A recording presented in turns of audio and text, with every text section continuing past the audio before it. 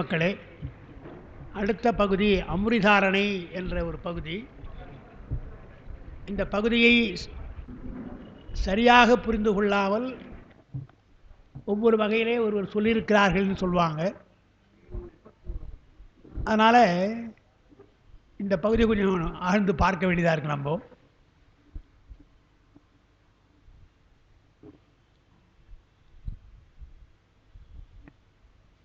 இந்த பகுதிக்கு போவதற்கு முன்னாலே நாம் ஒரு செய்தி,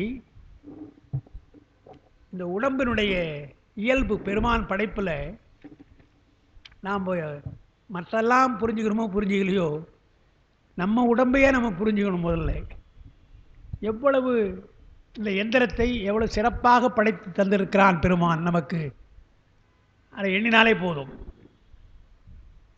நான் என்னுடைய அனுபவத்தில் ஒன்று சொல்கிறேன். நான் சொல்கிறது ரொம்ப நாளைக்கு முன்னே நடந்த ஒரு விஷயம். சென்னையில் கல்லூரியில் வேலையில் இருந்த பொழுது என்னுடைய மாமனாரை ராயபுரம் பக்கத்தில் இருக்கின்ற ஒரு ஹாஸ்பிட்டல், எம்கே நர்சிங் ஹோம், அங்கே தான் சேர்க்கப்பட்டிருந்தாங்க. அவரை நான் அடிக்கடி பார்க்கணும் போய், ஏன்னா அவருக்கு ரொம்ப சுகர் அதிகமாக போயிட்டு காலை ஆம்பிடேட் பண்ணிட்டாங்க அந்த மாதிரி சமயம். அதனால் நான் என்ன பண்ணேன், ஒரு நாள் கல்லூரியிலேருந்து புறப்படுற பொழுது மோட்டர் வெஹிக்கிள் நம்மளாம் போகிற வழக்கம் உண்டு. ஒரு நண்பருடைய மோட்டர் வெஹிக்கிள் போயிட்டு திரும்பி வேகமாக கல்லூரிக்கு வரணும்.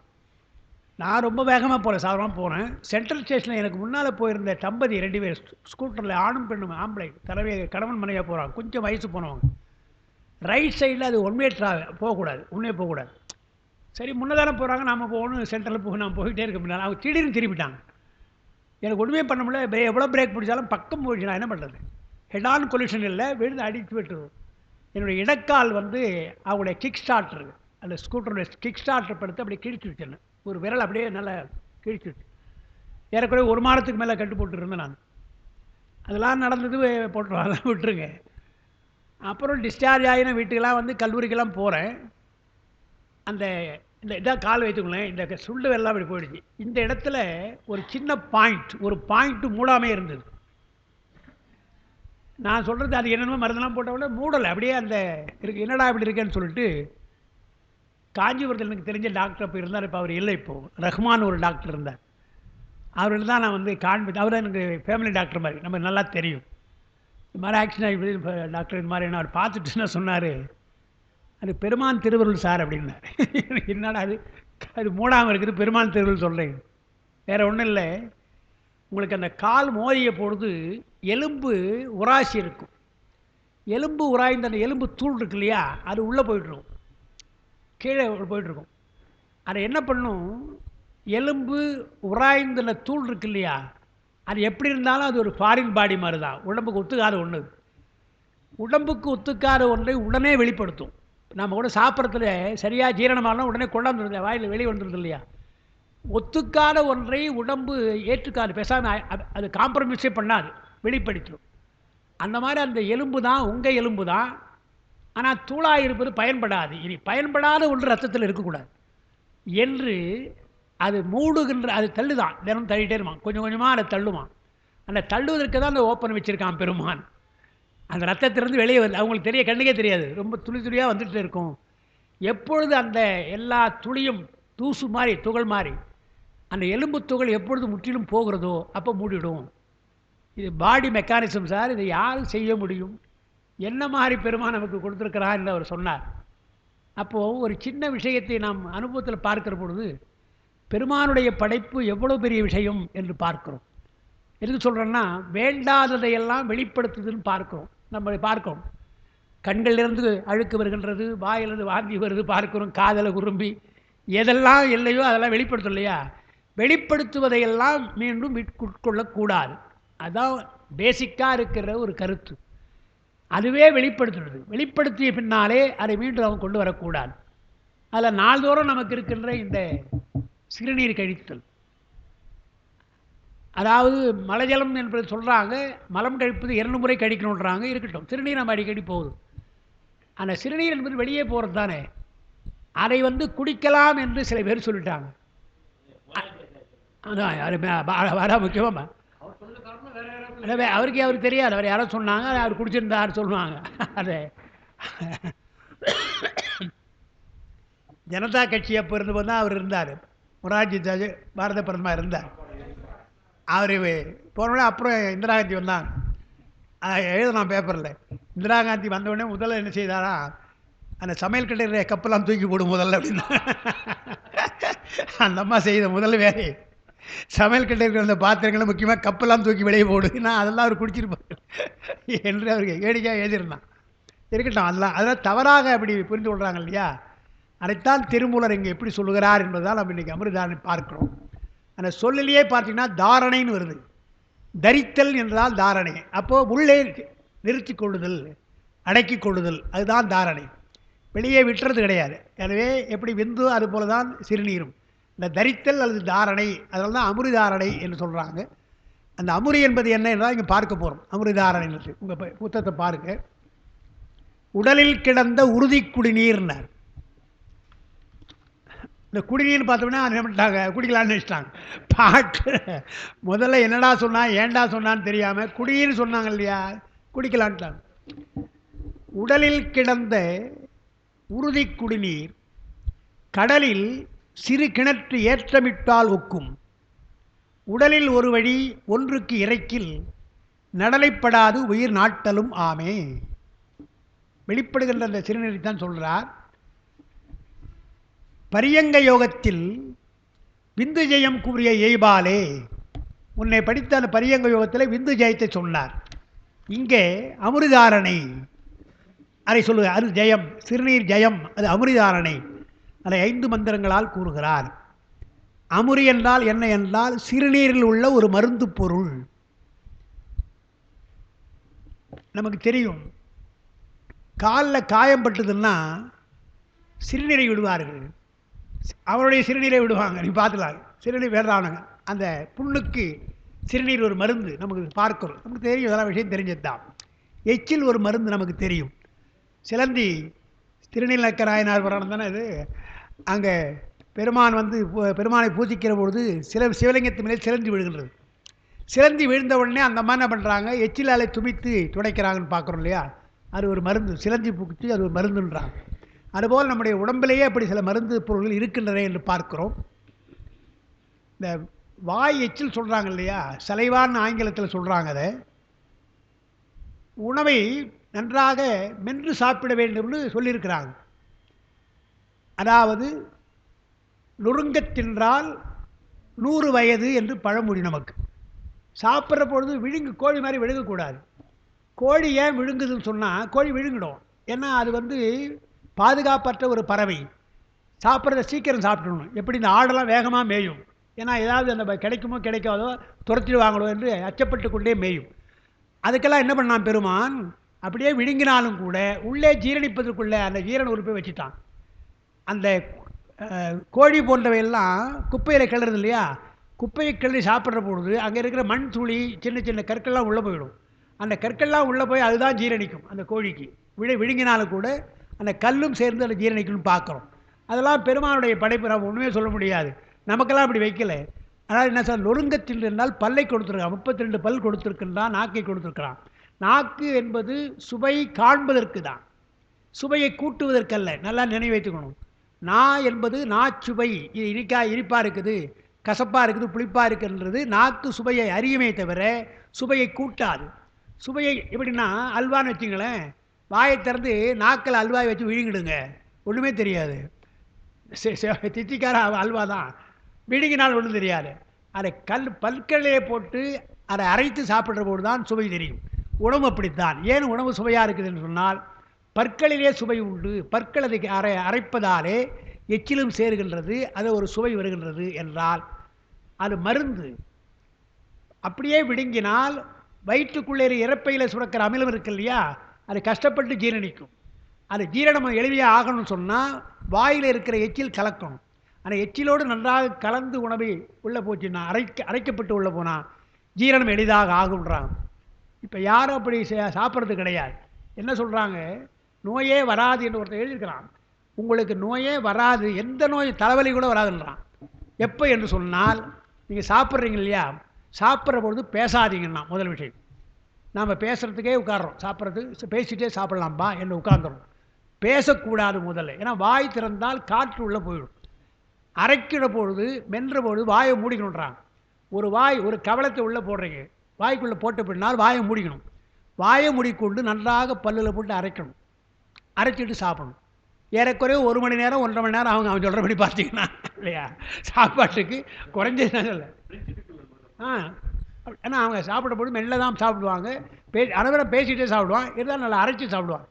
அப்போது அரைத்து சாப்பிடுவது நல்லது என்பதுக்கு அவன் சொல்கிறான். மருத்துவர்கள் வாயை மூடிக்கொண்டு நன்றாக மெல்லு, அது 1 மணி நேரம் ஆகும், தப்பில்லை. உடம்பு உனக்கு நோய் இல்லாமல் இருந்தால், நோயோட 10 நாள் படுத்துடுறியாதுன்னா அவருக்கு. அப்போ நோய் இல்லாமல் இருக்க வேண்டும் என்றால் இந்த மாதிரி சாப்பிட்டு பாருங்கள், சின்ன தலைவலி கூட உங்களுக்கு வராதுன்றான். எத்தனையோ முறை இருக்குது, உடலை பேணுகின்ற முறை எத்தனையோ நமக்கு பார்க்கிறோம். அது மாதிரி யோகத்தை இவர் சொல்கிறார். அந்த யோகத்தில் அமுரிதானம் என்றால் சிறுநீரிலே ஒரு மருந்து பொருள் இருக்கிறது இல்லை. அமுரி என்பது சிறுநீரில் உள்ள ஒரு மருந்து பொருள். அமரின்னு இருக்கணும் அந்த வார்த்தை, அது அமுரின்னு மாறுது. அமரி தான். அமரி என்றால் மரிக்காத, இறப்பு இல்லாதன்னு அர்த்தம். மரித்தலை நீக்குவது. மரித்தல் என்றால் இறத்தல்னு அர்த்தம். இறப்பை நீக்குகின்ற ஒரு மருந்து பொருள் அங்கே இருக்கிறது, அமரி, அது மரத்து. எனவே இதுவும் அமிர்தம் என்ற சொல்லோடு ஒரு சொல்லலாம். அமிர்தம்னு சொல்கிறோம் இல்லையா, மிருத்யு என்று சொன்னால் இறப்புன்னு அர்த்தம். அது என்று போட்டால் அமிர்த்யு என்று சொன்னால் அது அமிர்தம் என்றால் இறப்பை நீக்குவது என்பதற்கு பொருள். அதுபோல் இங்கே அமரி என்றால் இறப்பை நீக்குகின்ற ஒரு மருந்து அந்த சிறுநிலை இருக்கிறது என்றார். எனினும் குறித்த பொருள் விளங்குதல் பொருட்டு இதனை வேறு குறித்து சொல்லாக வைத்து வழங்குவார்கள் என்று. அமுரி என்பது வேறு தான், அமிர்தம் என்பது வேறு தான். அமிர்தம் என்றால் நம்ம இப்போ அமிர்தம் நம்ம சொல்லிக்கிறோம். இதை அமுரி ரெண்டும் ஒன்று தான், ஒரே பொருள் தான், இறப்பை நீக்குவது தான். ஆனால் அதற்கு இதற்கு வேறுபாடு இருப்பதாலே இதை தனியாக அமுரி என்று நாம் சொல்கிறோம், அதை அமுதம் என்று நாம் சொல்கிறோம். அமுரி சிறுநீரே என்பார் சிலர், அது பொருந்தாமை இங்கு வரும் மந்திரங்களால் அறியலாம். அமுரி என்றால் சிறுநீர் தான் சொல்கிறாங்க இல்லையா, அது தப்பு. ஏன்னா அந்த திருமந்திரத்தில் அப்படி அவர் சொல்லலை, எங்கேயுமே அந்த மாதிரி சொல்லலை, அதை பாருங்கன்றார்.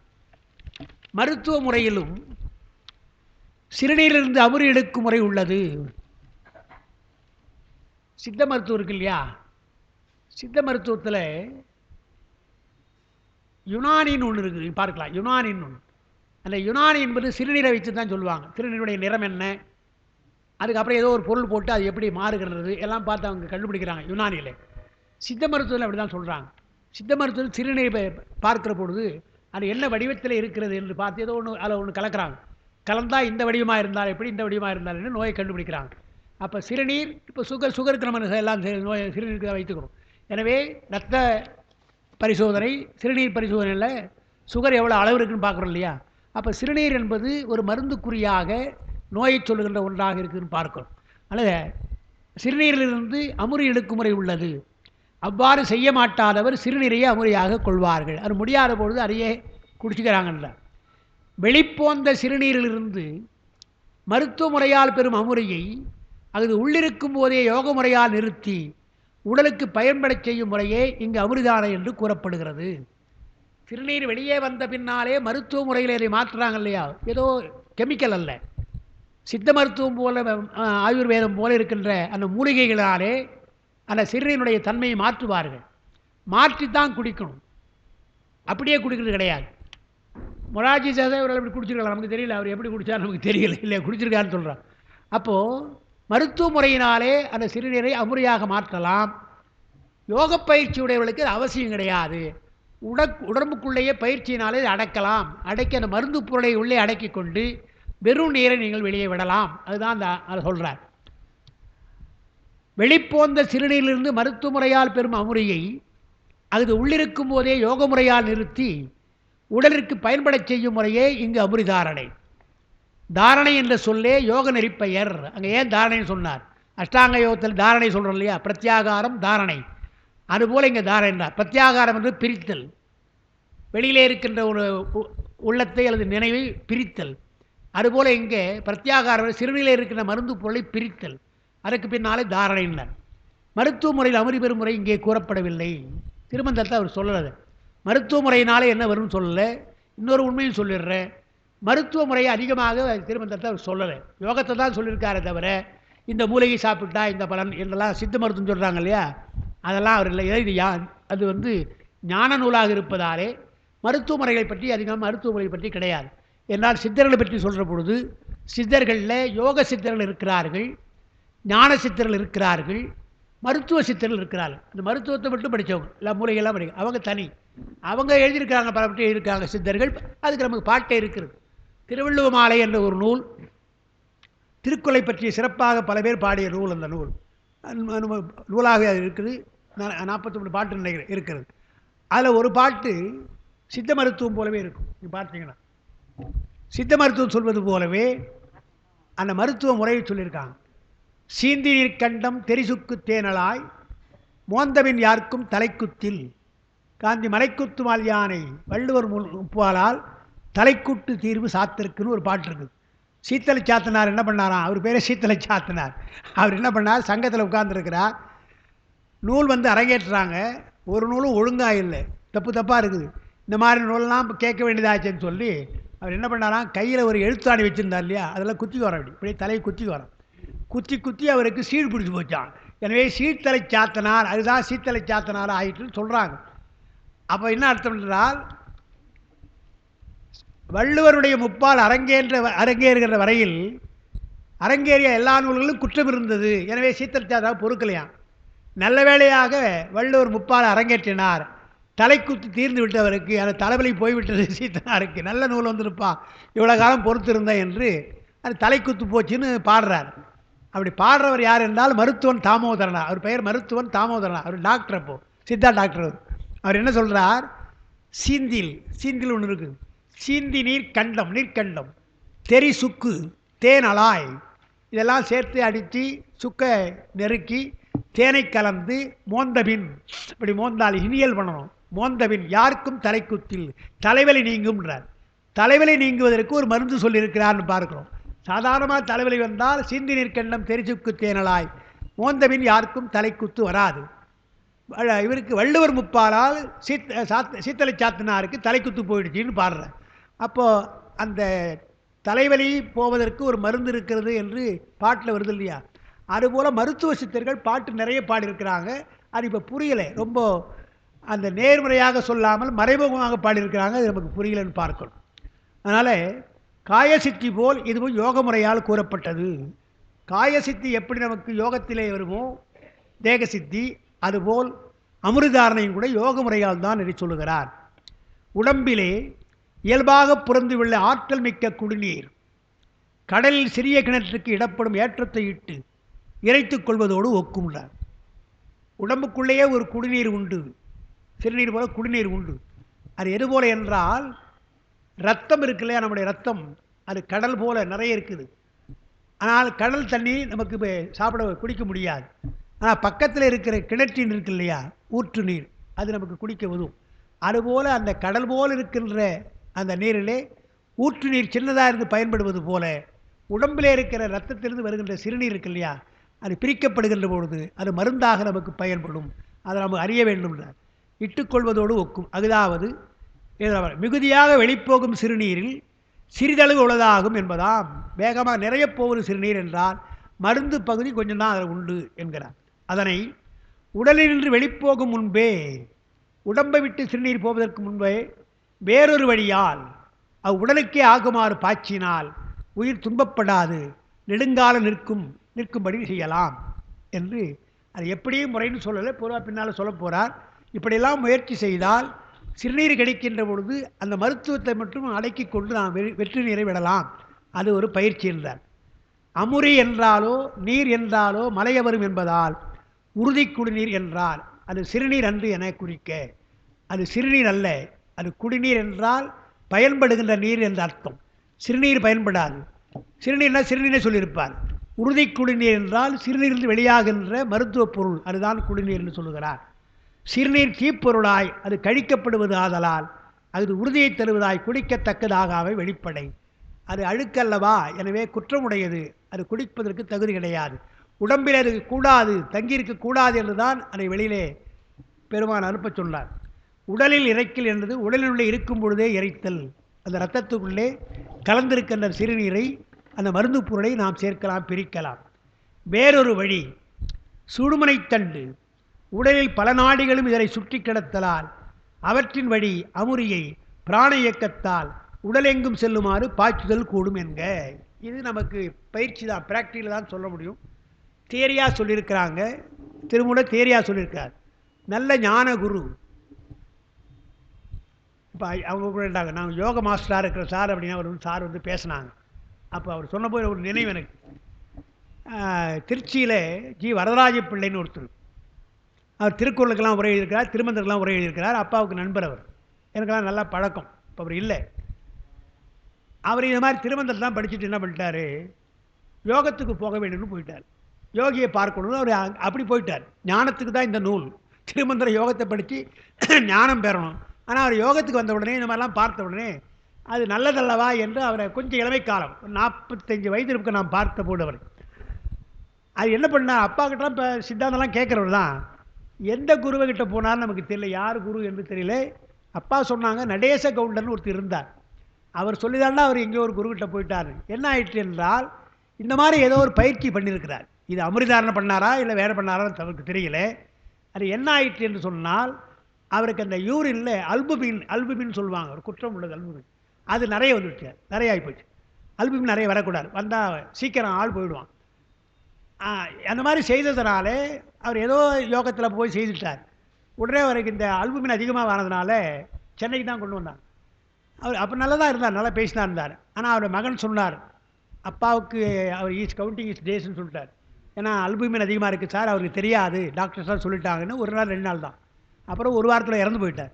அப்பா சொன்னாங்க, இந்த யோகத்தில் போய் மாட்டிக்கிட்ட ஒரு உயிரை விட்டுட்டாரான்னு சொன்னாங்க. ஆனால் தெரிந்தவர், ரொம்ப ஜாக்கிரதையான குருவாக இருக்க வேண்டும். இந்த பயிற்சி சொல்லவர்கள் எப்படி அமுரியை பிரிப்பது என்பதற்கு ஒரு யோக நிலை ஒன்று உண்டு, பயிற்சி ஒன்று உண்டுன்றார். எப்படி பிராணாயாமம் என்று சொன்னால் அதையே நாம் யோகத்தில் ஒரு குரு மூலமாக தான் செய்யணும், சும்மா மூக்கை இழுத்து விடக்கூடாது. அதுக்கு எப்படி இருக்கணும்லாம் சொல்லியிருக்காங்க இல்லையா. அதுபோல் அமிர்தானை கூட ரத்தத்திலிருந்து சிறுநீட்டிலிருந்து அந்த மருந்து பொருளை பிரிப்பதற்கு ஒரு பயிற்சி இருக்கிறது. அது தெரிந்த விடத்தில் தெரிந்து கொண்டால் அது நல்லது என்று தான் அவர் சொல்கிறார். ஆனால் வேறொரு வழி என்னென்றால், சுழுமனை தண்டு வழியாக உடம்பிலே பல நாடிகளும் சுற்றி இருப்பதனாலே, எல்லா நாடும் அங்கே சுற்றி இருக்குது. அதனால் அவற்றின் வழி அமுரியை பிராண இயக்கத்தால் உடல் எங்கும் செல்லுமாறு பாய்ச்சலாம். பிராணாயாமத்தை சரியாக செய்து எல்லா சுடுநாடி வழியாக எல்லா நாடிகளிலும் அந்த பிராணாயாமம் போனது சொன்னால், எல்லா நாடிகள் வழியாகத்தானே ரத்தம்லாம் கலக்குதல்லவா, அந்த ரத்தத்திலிருந்து சிறுநீரை பிரிக்கலாம், சிறுநீரை பிரிக்கின்ற சிறுநீரிலிருந்து அமுரியை பிரிக்கலாம் என்று அந்த யோக முறையை அங்கே சொல்லுகிறார் என்கிறாங்க. அது நமக்கு எப்படின்னு தெரியல, ப்ராக்டிக்கலாக நமக்கு தெரியாது. ஆனால் தியரியாக அப்படி சொல்லியிருக்காங்க. யோக முயற்சி இல்லாதாருக்கு அபானநாதல் பெரும்பான்மையாக கீழ்ப்போய் ஒழிய, யோக முயற்சி உடையாருக்கு அது அவ்வாறு ஆகாமல் சுடுமனை வழியாக சென்று உடலுக்கு பயன் தருவது போல. தசவாயுக்கள் அபானம் என்ற வாயு கீழ்காற்று. யோக முயற்சியில் என்னால் கீழ்காற்று, அசுத்த காற்று கீழ் வழியாக போயிடும், யோகம் இருக்கிறவர்களுக்கு போகாது. சென்னை நம்ம காஞ்சிபுரம் ஏகாம்பரநாதர் கோயிலில் ஒரு சித்தர் ஒருத்தர் இருந்தார், நான் பார்த்துருக்கிறேன், நீங்கள்லாம் பார்த்துருப்பீங்க. சிவசாமி அவர் பேர், ரிச்சாசாமி நாங்கள் சொல்லுவோம். அவரை அவர் ரிச்சால சும்மா சொல்லி நான் பார்த்துருக்கேன். ரிச்சால போயிடுவார் சிவசாமி. இப்போ வழிபடுறாங்க, கட்டிருக்காங்க பார்க்குறேன். எங்கே அந்த சமாதியில் கட்டிருக்காங்களா, இங்கேயா? சரி, இருக்கலாம். அது ஏன் சொல்கிறேன்னா, அவர் சிறுநீர் கழிப்பார், அங்கேயே கழிப்பார், நான் பார்த்துருக்குறேன். ஆனால் வாசனை ஒன்றும் நாற்றமே அடிக்காதுங்க, நாற்றமே இருக்காது. அவர் அம்மா இருந்தாங்க, கூடவே இருந்தாங்க, அவர் தொண்டு செய்வதற்காக. அந்த அவர் சிறுநீர் நான் 2 முறை பார்த்துருக்கேன், அவர் சிறுநீர் கழித்து பார்த்துருக்கேன். குழந்த மாதிரி தான், அவர் குழந்த மாதிரி அங்கே கழிச்சிடுவார். அந்த அம்மா உடனே துணி எடுத்து அப்படியே தொடச்சி போட்டு அப்படியே எடுத்து போய் கழிப்பாங்க, எந்த நாற்றமும் கிடையாது. அப்படி இருந்தார். அப்போ என்ன தெரியுதுன்னா, சிறுநீர் வந்து இது மாதிரி மருந்து பொருளாக இருந்து அவருக்கு அந்த யோக முறையிலே அவர் ஏதோ ஒரு யோகா செய்திருக்கார், ஒரு முறையிலே சிறுநீருக்கு நாற்றம் இல்லைன்னு பார்க்கும். அதுவும் அடிப்படையாக பார்க்கிற பொழுது நாற்றமடிக்கின்ற ஒன்று கூட நாற்றம் இல்லாமல் யோகத்திலே செய்யலாம் என்பதுதான் அந்த வழி. அதுதான் இங்கே சொல்கிறார். அமுரியும் பிறர்க்கு சிறுநீரோடு ஒன்றாய் வெளிப்போந்து ஒழியே. எப்படி தசவாயில் அபானம் என்பது நம்முடைய கட்டுப்பாடு இல்லாமல் கீழ்காற்றா போகிறதோ, அதுபோல் சிறுநீரில் நம்முடைய கட்டுப்பாடு இல்லாமல் அந்த மருந்து பொருளும் போயிடும். அப்படி இல்லாமல் அபானனை காப்பாற்றுதல், அபானனை இறுக்கி பிடிக்கிறாங்க இல்லையா, அந்த யோகத்தை சொல்லிக்கும் பொழுது அந்த அஸ்வினி முத்திரைன்னு சொல்லுவாங்க. அஸ்வினி முத்திரையினாலே இந்த அபானம் என்ற காற்றை அடக்கிறாங்க இல்லையா, அதுபோல் சிறுநீரிலிருந்து அந்த அமுரியை பிரிக்கலாம். அமுரியும் பிறர்க்கு சிறுநீரோடு ஒன்றாய் வெளிப்போந்து ஒழிய யோகியருக்கு அவ்வாறு ஆகாமல் உடற்கண் சென்று பயன்படும். யோகிகளுக்கெல்லாம் வீணாக போகாது, அது உடம்புக்கே பயன்படுகிறார். எப்படி அந்த விந்து சக்தியை ஊர்துவ ரேஜஸ் என்று சொல்லி உடம்புக்கு அவர்கள் பயன்படுத்துகிறார்களோ யோகிகள், அதுபோல் இதையும் உடம்புக்கு பயன்படுத்துவாங்க. ஒன்று ஒன்றாக நிற்கும் உடல் நலனினா துன்பம் உயிர் நாட்டலுமாம் அமுரியின் பயன் கூறுமுகத்தால் அதன் பெயர் காரணத்தை விளக்கினார். அமுரிக்கு என்ன அர்த்தம் என்பதை அந்த முதல் பாட்டில் சொன்னான்னு பார்க்குறோம். அந்த பாடல்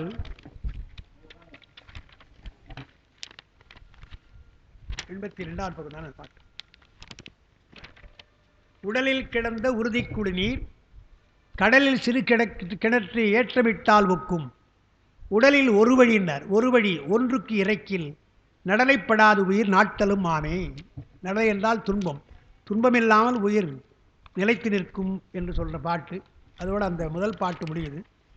நீ இரண்டாவது பாடல் பார்க்கணும். தெளிதரும் இந்த சிவநீர் பருகினால், சிவநீர் என்றார் பாருங்க, அவருடைய தூய்மைக்காக சொல்கிறார். அது சிறுநீர்னு சொல்லலை. ஆனால் அவங்க படிக்கிறவங்க தப்பாக கூட படிச்சிருப்பாங்க, சிறுநீர் பருகின்னு படிச்சுட்டு இருப்பாங்க. எனவே சிறுநீர் அல்லது சிவநீர் என்றார். தெளிதரும் இந்த சிவநீர் பருகில் ஒளிதரும் ஓராண்டில் ஊனம் ஒன்றில்லை என்றார். அந்த சிறுநீர் என்ற சிவநீரை பருகினால் அதை நிறுத்தி கொண்டிருந்தால், அமிர்தானை செய்தால் ஓராண்டிற்குள்ளே சிறிய பெரிய பலன் கிடைக்கும் என்றார். வழியுறும் எட்டில் மனமும் ஒழுங்கும் கழிதரும் காயம் கனகமதாமே, உடம்பு பொன்னாக மாறிவிடுன்றார். யோக முறையில் இச்சிவநீர் பருகினால் ஓராண்டில் அறிவு விளக்கம் தரும். ஒரு வருஷத்தில் நல்ல அறிவு, நல்லறிவாக நமக்கு விளங்கும்ன்றார். உடல் நோய் இளைப்பு முதலிய குறைகள் நமக்கு நீங்கும். வயதாக ஆக நோய் வருகிறது, இளைப்பு வருது இல்லையா, அதெல்லாம் தெரியாதுன்றாங்க, இதெல்லாம் இருந்தால் வராதுன்றாங்க. உடல் நோய் இளைப்பு முதலிய குறைகள் நீங்கும். 8 ஆண்டில் வாசியோகம் கைவரும். வழியுறும் 8ல் இல்லையா, 8 வருஷத்தில் உங்களுக்கு வாசியோகம் கை வரலாம். அதனால் மன ஒருமை உள்ளதாகும், அது கான்சன்ட்ரேஷன் வரும்ன்ற. அமைதியான ஒரு இன்பம் தோன்றும். யோகிகளை நீங்கள் பார்த்தீங்கன்னா அவருடைய முகத்தில் அந்த ஒளி தெரியும், மகிழ்ச்சியாக இருப்பார், எப்போது சிரித்து கொண்டே இருப்பாங்க இல்லையா. சிரிப்பார் கழிப்பார் தெரிப்பார்னு மாணிக்கவாதர் இருப்பான்னா. எனவே அந்த சிரிப்பு என்றால் ஆனந்தத்திலே அவர்கள் இருப்பார்கள் எப்பொழுதுமே என்று பார்க்கிறோம். நமக்கு தெரிந்து வங்க நாட்டில் இருந்த நம்முடைய வங்கதேசத்தில் இருந்தார் இல்லையா, வங்காளத்தில் இருந்தவர் ராமகிருஷ்ண பரமஹம்சர், அவர் அப்படியே சிரிச்சுட்டே இருப்பாங்க. ஏன்னா அந்த உயர்ந்த நிலையில் அவங்க இருக்கிறாங்க. அதாவது இன்பமாக இருப்பதாலே அவளெல்லாம் அவன் சிரித்து கொண்டிருந்தாலும் பார்க்கணும். நமக்கு தான் எப்பவுமே சிரிக்க முடியலன்னு தெரியுது இல்லையா. சிரிப்பு ஆனந்தம் தானே வரலன்ற. ஆனால் நான் பார்த்துருக்குறேன். அதாவது இதெல்லாம் சொல்கிற விஷயந்தான், என்ன பண்ணுறது, சொல்ல வேண்டியதாக இருக்குது. லண்டனில் நான் போன பொழுது என்னுடைய மாணவர் தான் அழைச்சி போனாலும் ஒரு 10 நாள் ஒரு 20 நாள் தங்கியிருந்தோம். இது மாதிரி வெள்ளிக்கிழமை வரும், 2 வெள்ளிக்கிழமை நான் பார்த்தேன். ஐயா வெள்ளிக்கிழமையில் லண்டனை பார்க்கணும், நீங்கள் பொதுவாக லண்டனை பார்க்குறது இருக்கட்டும், வெள்ளிக்கிழமை இரவு லண்டனை பார்க்கணுன்னார். என்னங்க வாங்க அப்படின்னு அழைச்சி போனேன் சார். தேம்ஸ் நதிக்கரைன்னு பக்கம் எல்லாம் நிறைய பப்ஸ் இருக்குது, நிறைய இருக்குது. ஆணும் பெண்ணுமாக குவிந்திருக்கிறாங்க. ஏன்னா அவங்களுக்கு இந்த வீக் எண்டு என்றால் ரொம்ப மகிழ்ச்சி. சனி ஞாயிறு என்று சொன்னால் அப்படியே குடித்து கும்மாளம் அடிப்பானுங்க. அந்த 2 நாளும் வேலையை ஒரு வேலை கூட பார்க்க மாட்டான். ஏன்னா வாரம் அவங்களுக்கு சம்பளம். அதனால தான் இந்தியாவில் இப்படி வாரத்துக்கு ஒரு சம்பளம் கொடுத்துருந்தான், பிரிட்டிஷ்காரன் அப்படி கொடுத்துருந்தான்னு சொல்லுவாங்க.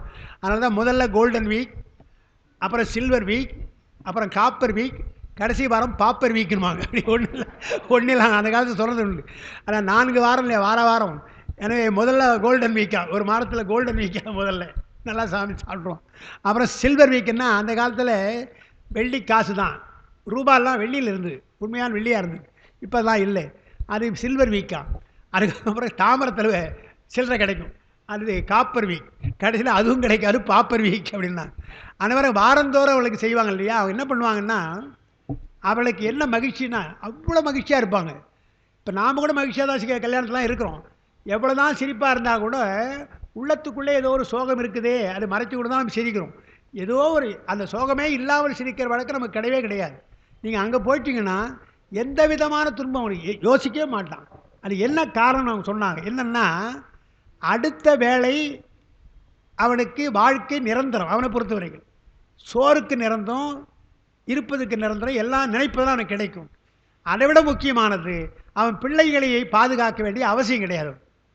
அதான் முக்கியமாக நம்ம பார்க்க வேண்டியது. என்னன்னா நீங்கள் என்ன பண்ணுறோம், நாம் என்ன பண்ணுறோம், இப்போ நான் சம்பாதிக்கிறேன், ஏதோ வீடு கட்டுறேன்னா யார் கட்டுறேன்னா எங்கள் குழந்தைகளுக்காக கட்டுறேன். அதுங்க சம்பாதிக்காது, அவங்க குழந்தைகளுக்கு. நமக்காக எதுவும் சம்பாதிப்பது கிடையாது, நமக்காக கிடையாது. அவங்க அது கிடையாது. பிரிட்டிஷ்காரனுக்கு அவன் சம்பாத்தியம் அவன் தான் செலவு பண்ணணும். அப்பாவை பிள்ளை எதிர்பார்க்க மாட்டான். பிள்ளைக்கும் அப்பா கொடுக்க வேண்டிய அவசியம் கிடையாது. இது லண்டனில் இருக்கிற விஷயம். ஹாலண்ட் இருக்கு இல்லையா, பக்கத்தில் ஹாலண்டு, அங்கே ஒரு விஷயம் என்னன்னு சொன்னால், ஹாலண்டில் நீங்கள் ஒரு நிலம் வச்சுங்கிறீங்க.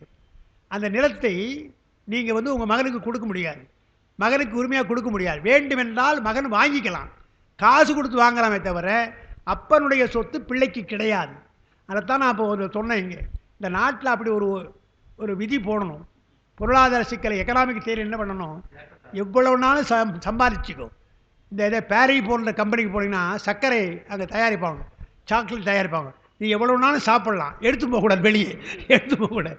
எவ்வளோ நாளும் சாப்பிட்லாம், எவ்வளோ நாள் சாக்லேட் சாப்பிட உள்ள. அந்த மாதிரி என்ன பண்ணணும், ரூல் எப்படி போடணும் என்றால், ஜனநாயகத்தில் நீ எவ்வளோ நாளும் சம்பாரிச்சு, கோடிக்கணக்கோட சம்பாரிச்சு, அப்படி தான் சம்பாதிக்கிறாங்க, சம்பாரிச்சுக்க. ஆனால் எந்த பொருளும் அடுத்து வாரிசுக்கு கிடையாது. நீ போனால் எல்லாம் கவர்மெண்ட் தான் என்று சொன்னால் ஒருத்தம் கூட சம்பாதிக்கும். ஒருத்தவங்க டேக்ஸ். ஓ ஓ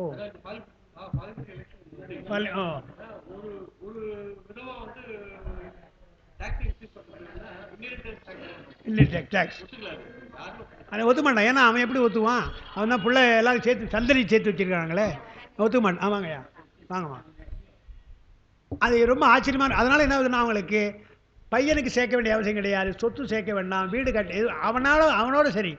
அப்பா மகிழ்ச்சியாக இருக்கிறான், சனி ஞாயிறு நல்ல மகிழ்ச்சியாக இருக்கிறான், வெள்ளிக்கிழமை ரசியாக இருக்கிறான் என்றால், அந்த மாதிரி நம்மளால் இருக்க முடியலையே என்றால் காரணம் என்னென்றால், ஒரு சுவை நமக்கு அழிச்சிக்கிட்டே இருக்குது. ஐயோ பையன் படிக்கணுமே, அவன் எங்கே போகணும், வேலைக்கு போகணுமே, அவன் என்ன பண்ணுறது என்றெல்லாம் அவனுக்காக தான் வருத்தப்படுறமே தவிர நம்முடைய வாழ்க்கையை விட்டுடுறோன்னு பார்க்கும். இது ஒரு வாழ்க்கை, இது ஒரு வகையான வாழ்க்கை தான், அது ஒரு வாழ்க்கை தான். இருந்தாலும் கூட மகிழ்ச்சி என்று சொன்னால் எப்படி, இங்கே சொல்கிறார் பாருங்க, இன்பம் வரும். ராமகிருஷ்ணருக்கு சிரிச்சுக்கிட்டே இருந்தார் என்று சொன்னால் அந்த இன்பம், உலக அமைதி வந்து, மன அமைதி வந்துட்டது. எனவே உலகமே அவருக்கு இன்பமாக போயிட்டு இருந்தார். 8 ஆண்டில் வாசியோகம், அதனால் மன ஒருமை, அதனால் அமைதியான இன்பம் தோன்றும். உடம்பு பொன் போல அழகு பெற்று விளங்கும். தெளித்து தரப்படும், தெளிதரும் இந்த சிவநீர்னார். தெளித்து தரப்படும் சொன்னார் பாருங்க, சிறுநீர் அல்ல, அதிலிருந்து பிரிக்கப்படுகின்ற சிவநீர்னார். இதனால் சிறுநீரே அமுரி அல்லது சிவநீர் ஆகலாம் என்பது அறியப்படும், ஆகாமை அறியப்படும். பரியில் உடலில் ஒரு வழி ஒன்றுக்கு இறைக்கல் என்றதே பொருளாம். அமிர்தாரணின் பயன்கள் யாவும் பலவும் எடுத்து கூறப்பட்டன. அமிர்தாரணினாலே என்னெல்லாம் பலன்கள் என்று சொன்னால், தெளிதரும் இந்த சிவநீர் பருகினால் ஒளிதரும் ஓராண்டில், அறிவு விளக்கம் ஓராண்டில் வரும். உடல் நோய் இழைப்பு என்பது இருக்காது. வாசியோகம் 8 ஆண்டிலே உங்களுக்கு வாசியோகம் கைவரும். அதனால் மனம் ஒருமைப்படும். அதனால் ஒரு இன்பம் உங்களுக்கு தோன்றும். உடம்பு பொன் போல பிரகாசிக்கும் என்றெல்லாம் அமிர்தாரனுடைய யோக, அது ஒரு வகையான யோக முறை அது என்று சொன்னார். அதோடு அந்த 2வது பாட்டு முடியுது. 3வது பாட்டு நான் மறந்து போச்சு எனக்கு. அதாவது காஞ்சிபுரம் வகுப்புன்னு சொல்லாமல் ஆன்லைன் வகுப்பில் திருமந்திரம் எடுக்கிறேன். அங்கே நான் பாட்டு எழுதுறது கிடையாது, அங்கே இருக்கும். அதான் ஓ நிறுத்திடலாமா, ஒரு பாட்டு நிறுத்திடலாம், சரி. அந்த 3வது பாட்டுன்னு நடத்தணும். அந்த பாட்டு உங்களுக்கு எழுதலை, அது உங்கள்கிட்ட இருக்கும், புத்தகத்தில் இருக்குன்னு நினைக்கிறேன். அதை பாருங்கள். நான் மறந்து போச்சு. 3, 4, 5 கூட நினைக்கிறேன். 3, 4, 5 வரையில் கூட நான் பாடல் இல்லை, நான் மறந்து போச்சு. அப்புறம் தான் 6வது தான் ஞாபகம் எனக்கு. அப்போ தான் சந்திர யோகத்துக்கு மட்டும் நான் எழுதியிருக்கிறேன். அது நம்ம அடுத்த வாரம் தான் பார்க்கணும். அடுத்த வாரம் நமக்கு 19ஆம் தேதி நமக்கு திருமந்திர வகுப்பு நமக்கு இருக்குது. 19ஆம் தேதி காலையில் அங்கே வந்து நமக்கு தொண்டமண்டல ஆலயத்தில் சிவஞான சித்தியார், அதை முடிச்சுட்டு தான் நம்ம இங்கே வரலாம். அதனால் 3, 4, 5 அந்த பாடல் அதுக்கு இல்லை. அந்த பாடலை மட்டும் கொஞ்சம் பார்த்துங்க. நம்ம அடுத்த வாரம் சிந்திக்கலாம்.